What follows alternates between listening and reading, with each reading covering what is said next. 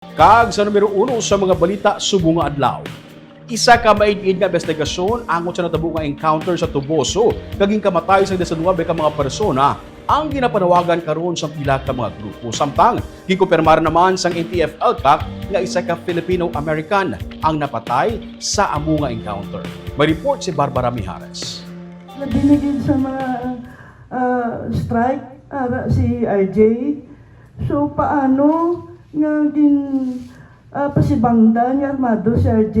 Hindi katapos ang New People's Army kag hindi man armado si RJ Nicole Ledesma nga editor kag writer sang paghimutad Negros Island Alternative Media nga napatay sa encounter.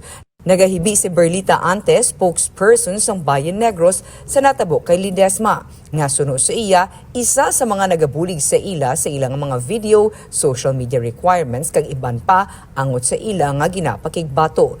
Ginsiling naman ni Avon ang National Coordinator sang Alter Media kag kaupod ni RJ. May istorya nga ginaobra si RJ angot sa epekto sang renewable energy sa Negros. Hindi na dapat pagpamangkuton pa kun nga ayad to sa area sang Toboso si RJ. Bangod ini ang kabahin sang iya nga trabaho bilang writer. Hindi itanong kung bakit siya nandun kasi trabaho niya po yun, di ba? Trabaho po nating lahat na magpunta doon kung nasan ang mga issue ng mamamayan. So kaya nung nabalitaan niya siguro yung mga posibleng itatayo, proposal ng mga proyekto o ano ba yung sitwasyon ng mga magsasaka sa Northern Negros, baka naghanap siya ng paraan para makapag-verify. Pero hindi na natin matanong si RJ kasi pinantay niyo po siya. Ang Commission on Human Rights kag iban pagid nga ahensya sa gobyerno ang ila ginapanawagan nga magpangusisa. Hindi lamang sa kaso ni RJ kundi sa iban pagid nga sibilyan nga nagkalamatay sa engkwentro sang Abril 19. Pang mayuon sa liwat, ginapundi na ang pagpatay kay RJ kagapanawagan sa massive investigation sa CHR kag sa gobyerno mismo para matukoy naton ang matuod-tuod nga paghitabo sa dito sa mismo sa counter site kung bala kay makita naton hindi malipod ang picture Nagapanindugan ng militar nga isa ka legitimate armed encounter ang natabo. May 24 gani ka mga armas nga na-recover.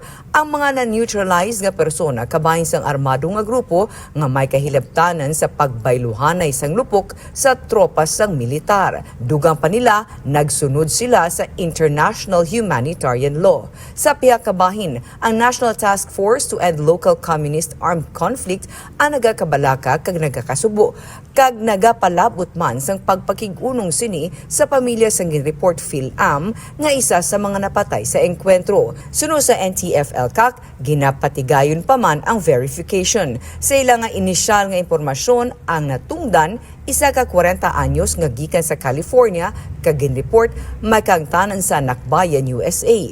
Bagay nga gina-verify pa man.